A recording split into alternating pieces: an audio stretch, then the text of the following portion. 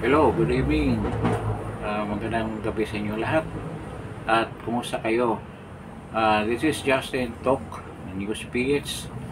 I hope you will like, share, and subscribe this channel and ring that notification bell para malaman nyo if I have another broadcast or another vlog.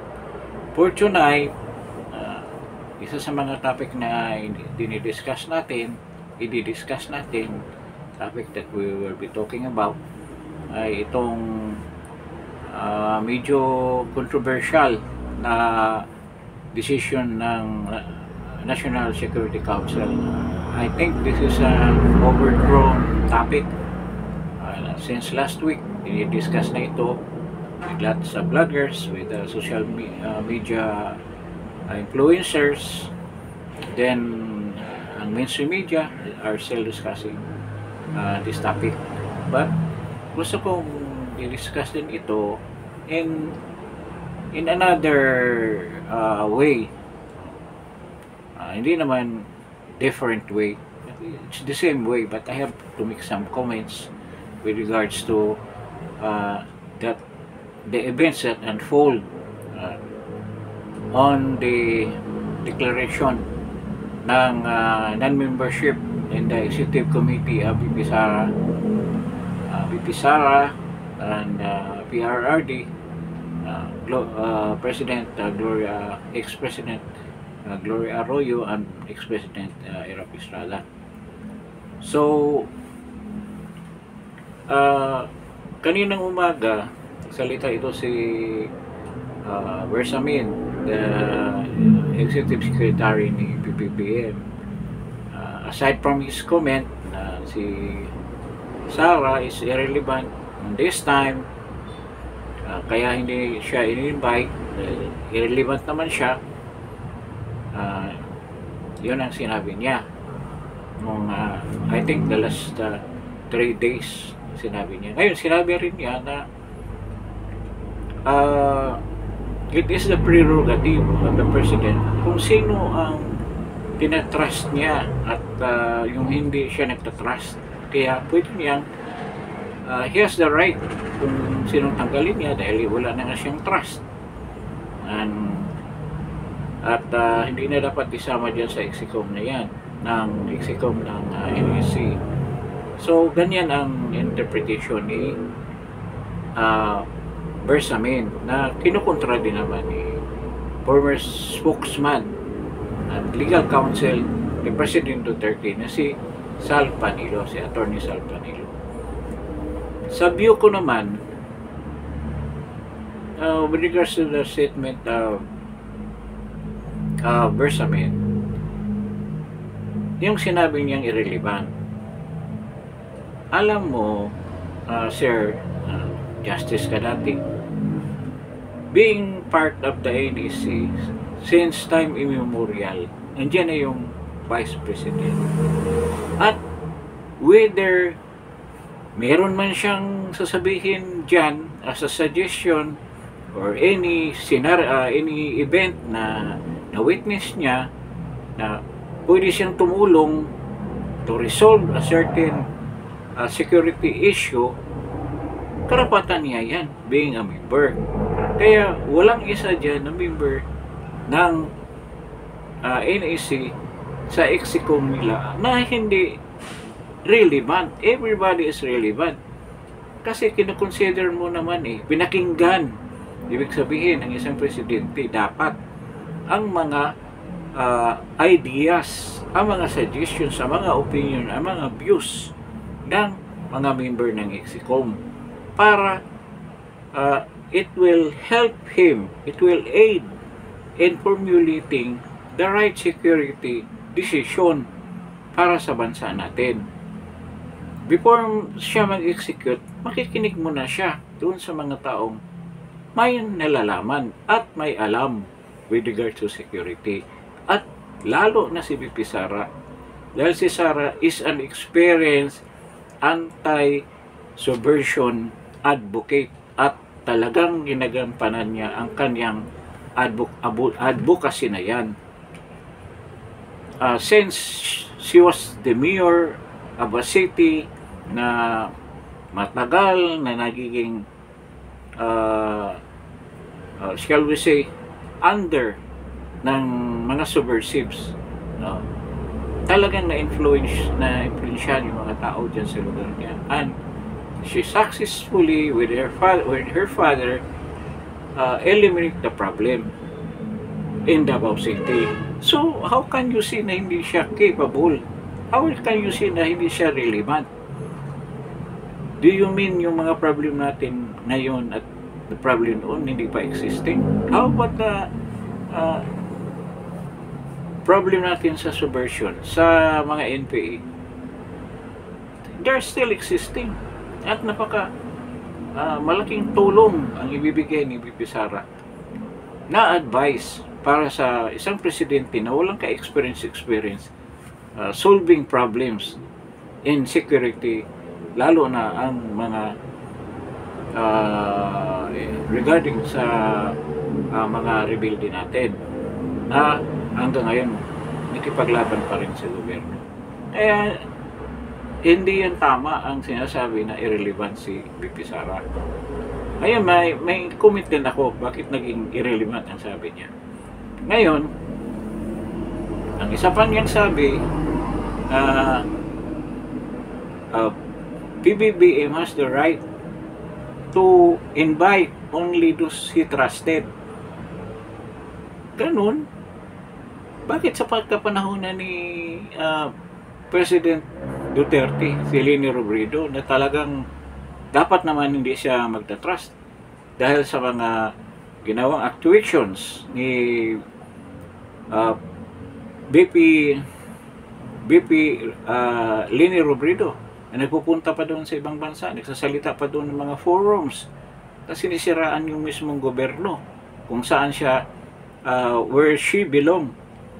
Oh, bakit ini-invite pa rin niya sa NAC ni President Duterte? And there are other vice presidents and other presidents since it was created, nakasama talaga diyan sa security cluster meeting na yan sa NAC. Bakit tinanggal mo?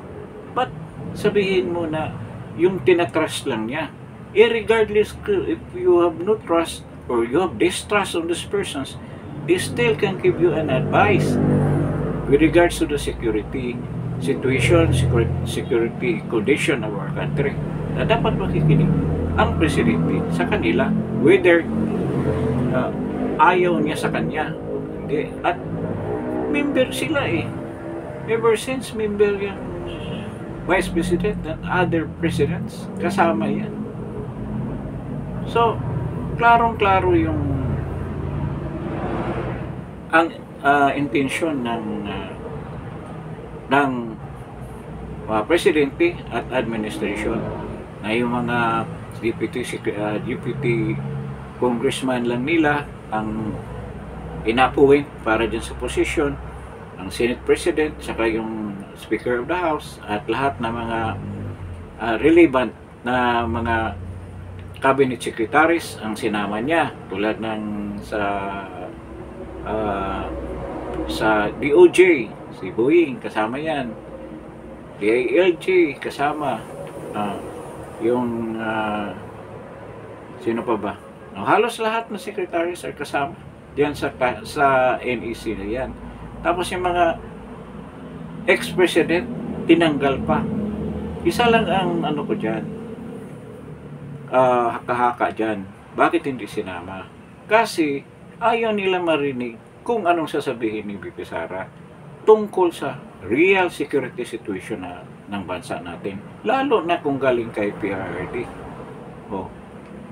Nakita mo yung composition ng Congress natin? Bakit nakipagsanib kayo dyan sa mga CPP, NPA, NDF? Baka yun ang itanong ni VP Sara kay Martin Romualdez. How come you're sleeping with the enemy? Bakit yan ang ginawa niyan? Di ba katraiduran yan? Anong ginawa ngayon ng mga leftist dyan, mga komunista dyan sa Kongreso? Sila mismo ang nag-api ng mga sundalo, which is very ironic. Kaya nga, parang sabi nga ng iba, the AFP won the battle. Hindi, battle ng ano ha, battle ng serbisa. They won the battle but they lost the war. Bakit? Panalo ang NPA. Sila ang naging congressman eh. Sila ang nagkaroon ng party list. At sila ang nagpakulong sa kanila dyan. Kinontempt pa si Wilkins Villanueva ni Paduano, which is an ex-executioner daw ng Ayos Bungkayo Brigade. So you can imagine that. Kaya minsan, nakakausap ako mga observer, mga analyst din na taga South America. Sabi nila, how come nangyari sa bansa ninyo yan? Sa bansa namin, yan, executed na yung mga lahat na yan para mawala yung problema. But dito, ginawa pa niyo yung congressman. So you can imagine. So, ganyan makawik ang military dito. Na-insulto tuloy ako. Akong kausap eh. Ganyan makawik na hindi nila magagawa yung solusyon na yan na almost 56 years, 55 years na nasa Guinness Book of Record na nga daw yan. Longest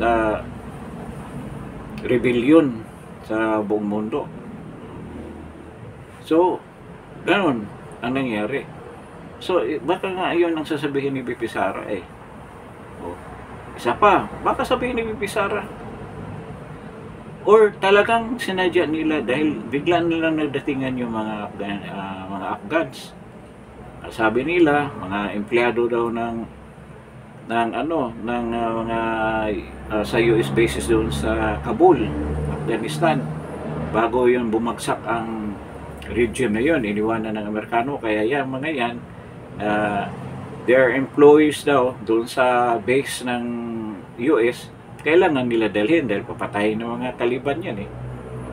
So, bakit naman kailangan pa nila iproseso kung bago makapasok sa US? Di ba?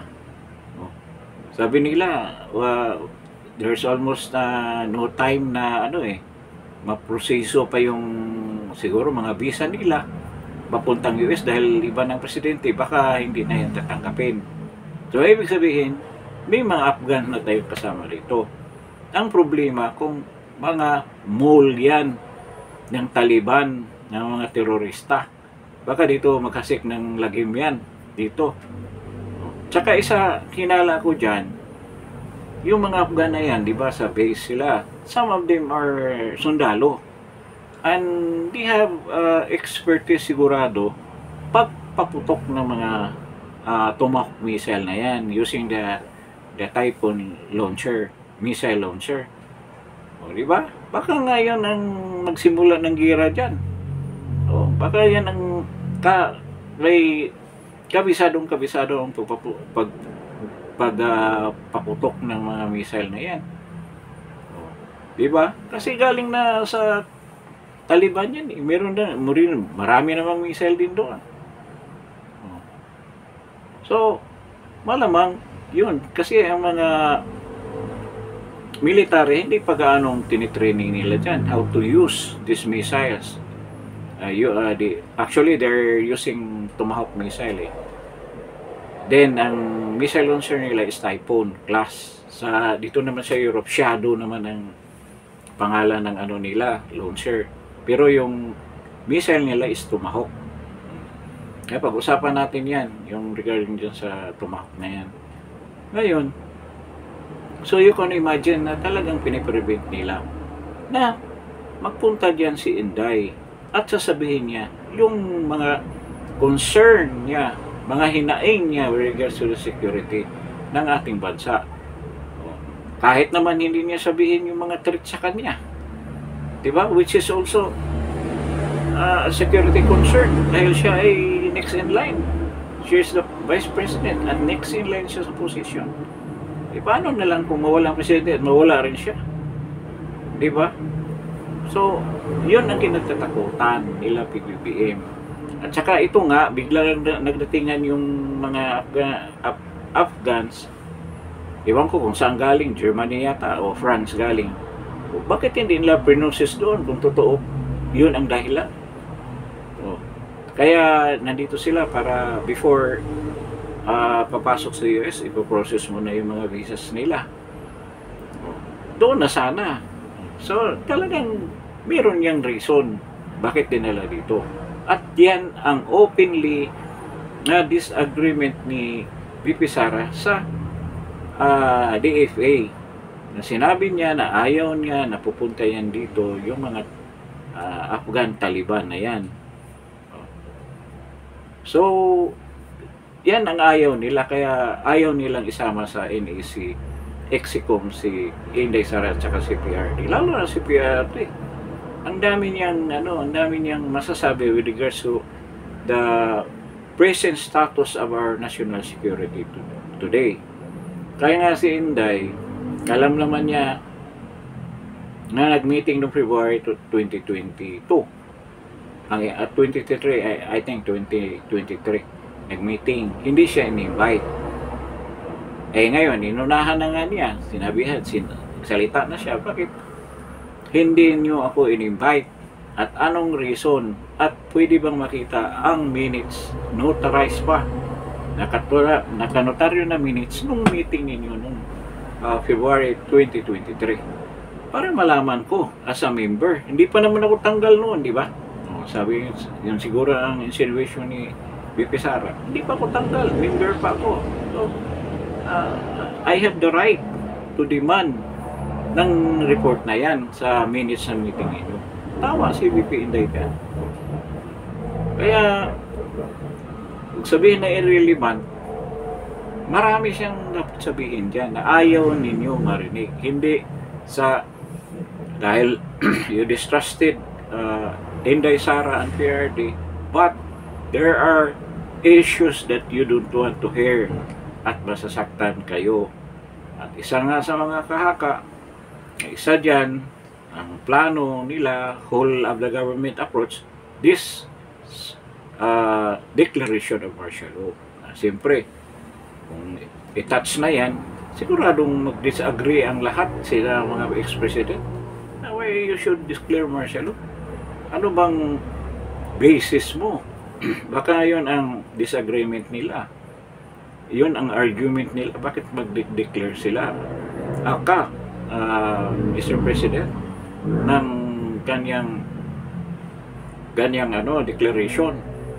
Ano bang reason mo? Anong mabigat na katwiran mo na idideklara mo ang martial law? So, yun ang ayaw marinig ni BBM at saka ng mga cohorts niya and minions na mayroong disagreement na ganyan. Kasi siguradong lalabas din yan sa media eh. Lalabas din yan sa social media. So, magiging issue na naman yan. And they don't want na magiging issue na naman ng malaki yan, magiging scandalous issue naman yan at maapektuhan ang kanilang desisyon. So, ganyan ang reason Justice Bersamin. You are hiding something. Lalabas din naman ng katotohanan yan kung ano talagang intensyon ninyo sa pag-alis,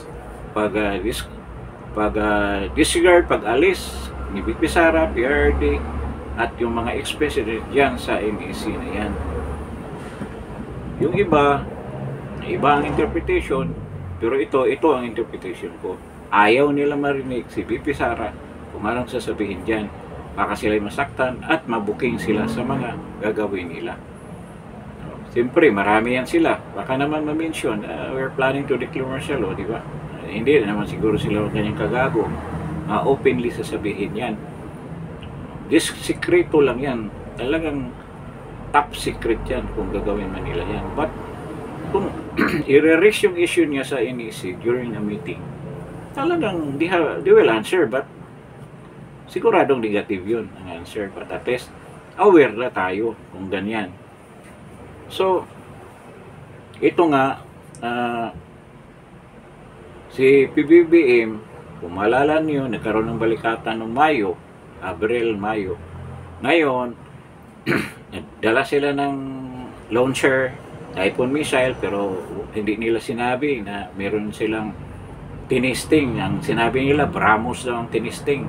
Yung binili natin sa India na land to ship missile. Ganun din itong Tomahawk, pwede rin land to ship. Pero may intermediate na range na Tomahawk na kayang abutin kahit South Korea. Kaya nga naalarma ninyo, kung naalala ninyo si President Putin ng Russia, na pumunta kagad siya sa North Korea, kausap niya si Kim Jong-un. Yun yung dahilan, dahil nakita nga nila na nalaman nila through their intelligence network na mayroong Typhoon launcher dyan sa Lawag, Pilipinas, na they want it to be removed para it will not trigger any conflict. Yun ang iniwasan. Pero instead of doing that, pati yung si President Xi, nagsalita niya noon, alisin yan. Sabi ng US military na pagkatapos ng balikatan, it will go back to the US. Pero ano nangyari? September, umabot ng September, yun ang deadline sa pag-alis ng Tomahawk missile na yan. Ano nangyari? Nandyan pa ang Tomahawk missile dyan sa airport ng Lawag.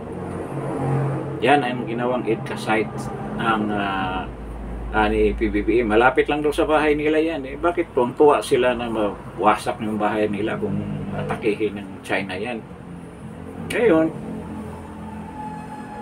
Ngayon, yung Tomahawk missile na yan, sabi nga, ano lang na yan, isuli na lang yan. Ngayon, siguro sa pressure ng government ni Biden na yung launcher na yan, Typhoon launcher, will stay in the Philippines at kailangan bibilhin na ng Pilipinas. Isipin mo, ilang millions yan in dollars yung isang missile na yan, Tomahawk missile. Kahit na hindi yan and it has capability of carrying nuclear warhead. So yung ang reklamo ng China at saka Russia. Ngayon, millions yan ang bibilhin mo. Nagsabi siya na we're planning to purchase through itong Secretary ng Defense si Gibo Chidoro, patuloy daw ang pagbili niyan ng ng Tomahawk missile na yan. So, ibig sabihin, define mo yung mga budget ng mga important government agencies tulad ng DSWD, tulad ng DepEd, tulad ng PhilHealth. Dinidefine mo yan para lang may ibili ka ng missile. So, gaano ka responsible yan? Siguro kung presidente pa si VP Sara ngayon, hindi mangyari yan. Sigurado. Excuse medyo sumabit. Tubig muna.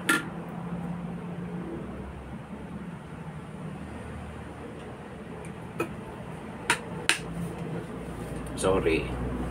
Ngayon, kung si VP Sara presidente, sigurado hindi gagawin yan.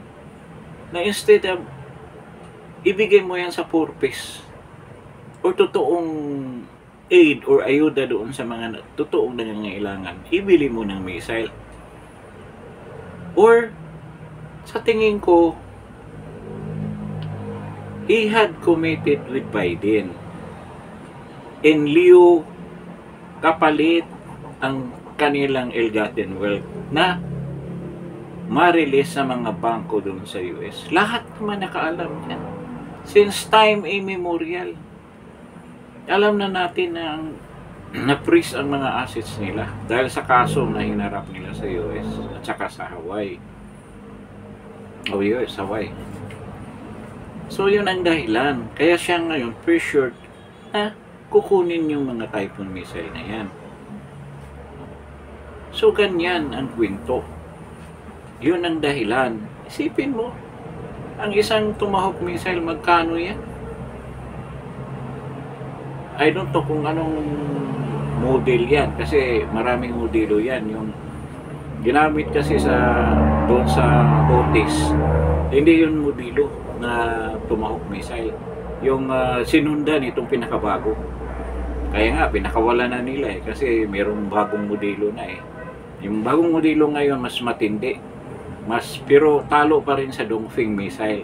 At saka yung missile ng Russia na 10 Mach. Itong ano lang to supersonic lang, hindi Mach 4 lang yata o Mach 5. Pero yung Dongfeng, which is Mach 9, ibig sabihin ganyan kabilis ang ang speed niya. Hindi mo na ma-detect yan sa sobrang bilis. Baka yung lawag, from lawag to China, siguro 14-15 minutes lang, nandiyan na yung missile. Ganyan siya, lalo na yung Mach 10. Sipin mo yun. Ilan? 2.3 seconds. Isang milya seconds lang ang 2 to 3 seconds. Ganyan ang speed niya. So, matindi. So, yung nag-iisip ba kaya ito si PBBM ng tama? Ang dami naghihirap na tao. O talagang napipressure lang siya sa gobyerno dahil sa commitment niya with regards to mga kayamanan na sa US para ma-release. Siguro ganyan. Ngayon, hindi gaano yung pinag-usapan dahil nga dito sa mga issue na binabato nila kay Vice President Sara na nawawala yan. At saka kung naalala ninyo, last 2 weeks, mayroong uranium, 100 grams na uranium na nahuli. Na, I don't know kung ano yung uranium something, may number. Na pwede siyang i-process into a nuclear, magiging nuclear bomb siya kung i-process ng gusto. Alam mo naman uranium, kukunti lang yan. Ilan lang ang component na ilalagay niya sa bomba. Lethal na yan. Sobra na ang damage na gagawin yan. So, saan yun? Saan yun? Para saan yun? Yung nahuli dyan sa Cebu? At merong nahuli dito sa may Pasay? Saan na ngayon yun? Bakit ang NBI hindi nagbibigay ng report? Bakit may uranium? Wala naman tayong uranium dito At saka wala naman tayong missile Para saan yun? Di kaya para doon sa Typhoon Tomahawk missile yun? Hinahanda. At sino may capacity na magdala niyan? Di military ng US. Ano ngayon yun? Yung mga taga meron yatang nahuli din doon sa bandang Cagayan de Oro. Ang balita, magiging active na yung Lumbia Airport EDCA site. Kawawa naman yung mga taga Cagayan de Oro niyan. Meron pala diyang EDCA site. At saka merong sigurado, kasi lahat na site lalagyan niya ng missile system o launchers. So, talagang makasama kayo dyan. Kung ano mangyari sa Harinawa, hindi naman mangyayari yung kaguluhan na iniiwasan natin na mangyari. Kasi ganito tayo, sobrang hirap na natin sa pagkain, sa lahat, sa mga presyo, sa pamumuhay natin. Dagdagan pa ng ganyang problema. So, sana tayo pupulutin yan. Lalo tayong lulubog sa kumunoy. Kaya, si Presidente Sara pa sana, nandito, ang dami mga bagay na hindi nangyayari. At saka hindi siya bibilis. Kung si Bibi Inday ang naging presidente, hindi siya bibili ng ganyan. Di ba? So, napakalungkot isipin kasi baka nga yun ang intensyon ni BBM na mangungutang na naman sa IMF para pambili ng missile. Pero yung purpose, 50 billion ang kinaltas, inalis. So, kita nyo. So, dapat pa ba tayong ipapatuloy natin ng rehimen na to? Kaya tayo, kung wala tayong gagawin, ngayong mangimbita na rin ako. Para kung ilan lang man nakikinig dito sa channel na to, kahit pa paano, malalaman ninyo na by January 13, birong malaking rally. Hindi natin alam ano mangyayari sa rally na yan, but definitely alam natin na maibubuis out natin ang mga diskontento natin sa gobyernong ito at dapat naman magkaroon ng regime change para naman sa kabutihan ng ating bansa. Hindi tayo patuloy na iniwan ng ating mga kapitbahay na bansa. Pinagtatawanan na tayo dahil nga ganito ang nangyari sa bansa natin ngayon. At meron pa tayong isa sa mga bagay na laging pinag-usapan, lalo sa mga foreign community. Dito sa lugar namin, laging sinasabi, kawawa ng Pilipinas na hayaan lang ninyo na ang namumuno sa inyo ganyan. Hindi kayo sigurado sa health condition. No. Diba? Alam na natin anong ibig sabihin. Kaya dapat talaga kikilos ang mga mamamayan. At sama-sama tayo yung January 13 sa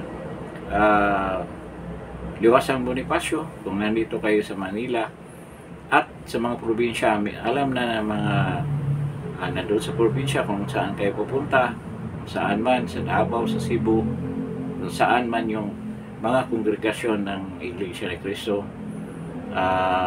malalaman din ninyo sa kanila kung saan sila magpapalagay. So, ganyan lang. Kailangan ng tulong natin, kailangan ng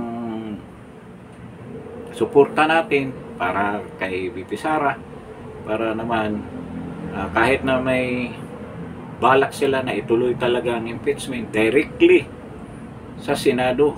Sabi ko na nga ba ganyan ang gagawin nila kaya tahimik lang sila ngayon, pero tahimik silang ginagapang na papirmahan yung 103 or 106 signatures para fast break na kagad diretso na sa Senado, naghahantay ngati ang kamay ni Jesus Cordero para tanggapin yung reklamo na yan. Kaya kailangan na tayo kumilos. Ang pag-asa natin baka mapahamak pa si VP Sara kasi wala na tayong ibang pag-asa, yan na lang siya at ang mga Dutertes. So yun na pinag-usapan na natin yung regards dyan sa missile na yan at saka sa NEC for this episode ng ating Justin Talk News PH. At maraming salamat sa inyong pakikinig sa broadcast na to, and I hope you will like, share, and subscribe. Paisa-isa lang na subscription okay na sa amin. Then maraming salamat at magandang gabi sa inyong lahat, and see you next time.